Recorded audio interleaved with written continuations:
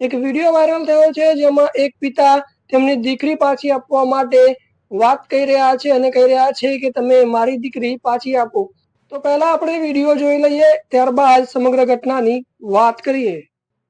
મારી છોકરીને ઉપાડીને જવામાં વગતાજી વાઘાજી બોકા અહીંથી અમદાવાદ જઈ હતી છોકરી, અને અમદાવાદથી છોકરીને ભગાડીને લઈને આપતો રહ્યો। બરોબર, મને કોઈ ખબર હતી નહીં, અને અમારે ધર્મેલા જેવું છે, અમારે બેન કરેલી છે। પછી એમાં આને મને ગોમ પાળે દગો દીધો કે ભાઈ આ 4 વખત ગોમ ભેગું કર્યું મેં, અને ગોમને કળબી એમ કહ્યું કે તમારી છોકરી પરત પાછી આપશો।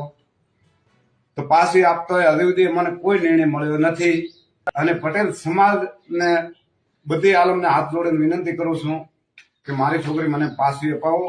અને હું તમારા તકે વિનંતી કરું, મારી સમાજ ભેગી કરવાની હતી તો પણ મને નથી કરવા દીધી। કેમ કે એ કળબીએ કહ્યું કે ભાઈ અમે તમારી છોકરી પાછી આપશું, અમારે નથી જોઈતી। પણ એમ કરતા કરતા 8-9 મહિના મને કઢાવી નાખે છે। હજી સુધી કોઈ મને હવે મારવાની ધમકીઓ આપે છે। હું દૂધ ભરાવા નથી જતો, મારા ઉપર ખર્ચો ખૂબ કરી નાખ્યો મેં, કોઈ હજી સુધી મારો કોઈ નિર્ણય આવ્યો નથી। અને હું એમ કહું છું કે બધી આલમને કે મારી છોકરી હજી સુધી મને પાછી આપો। હું ધન્યવાદ કહું છું। પાટીદાર સમાજ પાસે અને ચૌધરી સમાજને પણ અપીલ કરી રહ્યા છે કે મને મારી દીકરી પરત આપો।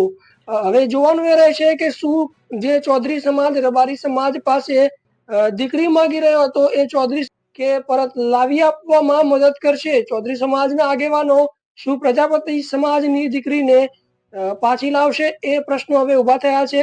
તમારું સમગ્ર આ ઘટના વિશે શું કહેવું છે, કમેન્ટ કરીને જરૂર જણાવજો। તમે જોઈ રહ્યા છો DM90 news, digital Gujarat, digital news.